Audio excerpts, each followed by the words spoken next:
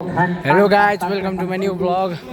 आज हामी चाहिँ च्याङ्ग्रेको पोखरीमा यहाँ पुरानो हुँदैछ 9 दिने पुरानो हो त्यसमा आएको अनि यो सौरभ मेरो साथी यी दुई यहाँ मेरो भाइहरू हुन्छ यो यता भित्र यता यो पोखरीको परिसरमा पूजा हुँदैछ। उलाई केही थाहा आउँदैन भने मलाई आउँदैन भन्ने थाहा हुनुपर्छ। अब यो कुरा बोध भन्ने कुरा तपाईलाई बताइदिन्छु। जीवन विज्ञानमा पनि बोधको अभ्यास ओइ ला यार तपाईँ भएको मलाई थाहा छ। बोध भनेको के हो त भन्दा अनुभव कसरी गर्ने? मलाई संस्कृत भाषा आउँछ तर मलाई जापानिज भाषा, कोरियन भाषा, फ्रेन्च भाषा केही पनि आउँदैन। फ्रेन्च भाषा केही आउँदैन मलाई जापानिज भाषा आउँदैन भन्ने चाहिँ मलाई आउँदैन। बुझ्नु भने यो हराउलाई यो त्यसको हात छ म त त्यो किसान हात छ त सामानले त हात देऊ सामान हात देऊ अर्को हात देऊ ए कता हिँड्नु केही पनि थाहा छैन भन्ने पनि थाहा छैन भनेको त्यहाँबाट अन्धकार के होला भन्नुहोस् त। केही थाहा नहुँदै पनि सौरभ आइज अन्धकार यो उदय बस्यो यसलाई रोक्नका निम्ति पनि यस्ता आवश्यक छ।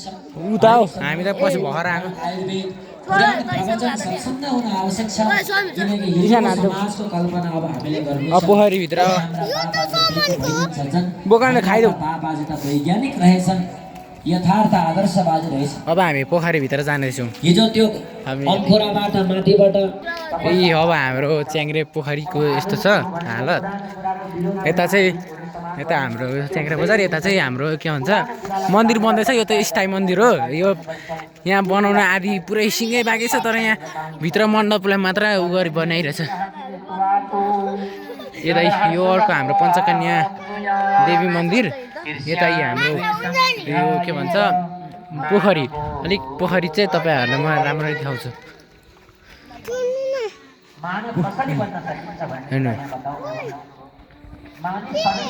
हेर्न सक्नुहुन्छ। हाम्रो पोखरी परिसर यस्तो छ। यो पोखरीको काखमा रहेको यो पञ्चकन्या देवीको मन्दिर र पर शिवजीको विराटेश्वरको ठुलो मन्दिर भन्न गइरहेको छ। यता यस्तो छ।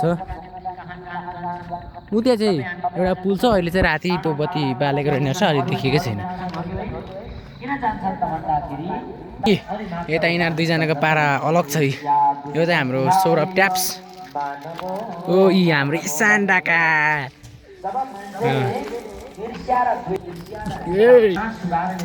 केटाकेटीहरू सबै यहाँ पुरानो आइरहेको छ।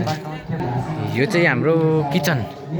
यहाँ चाहिँ हामी खाना खान आउँदैछौँ। यहाँ भित्र नपसी नै हामी खाना खानु सब स्कुलको बेन्च हाम्रो फेरि सब हाम्रो स्कुल आफ्नै स्कुलको बेन्च यस्तो छ हालत।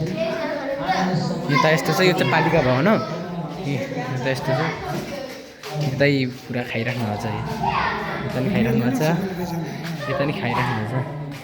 यता सबै हेर्नुभएको छ। अब हामी नै एकछिनबाट खान्छौँ। अहिले अलिक बेला भएको छैन। तिनीहरूलाई चाहिँ भोक लागिसक्यो अरे फेरि माग्न त्यहाँ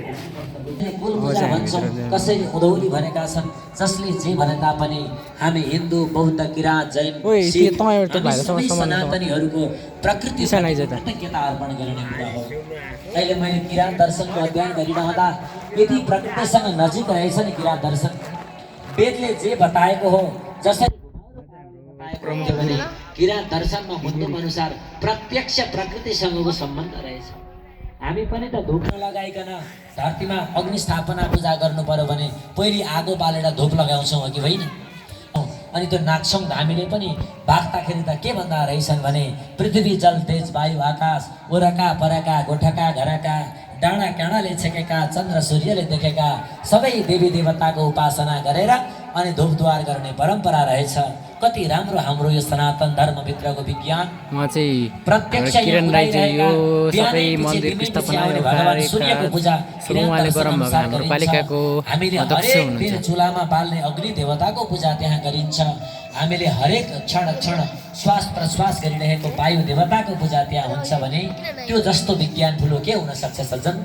आज त्यस्तो किराँत धर्म, बौद्ध धर्म, हिन्दू धर्म हुँदाहुँदै हामी पाश्चात्य परको जेरुसलेमको धर्मलाई अवलम्बन गर्न हुँदैन। मैले आज दिवाकालीन समयमा छु सुधारको बस आजको लागि यति नै। परधर्मोदय अब आउने गर्दैछ, यो मेरो पहिलो भएर मलाई के खासै के आएन, त्यही भएर आजलाई बाई। बारेमा बोल भन्नु भने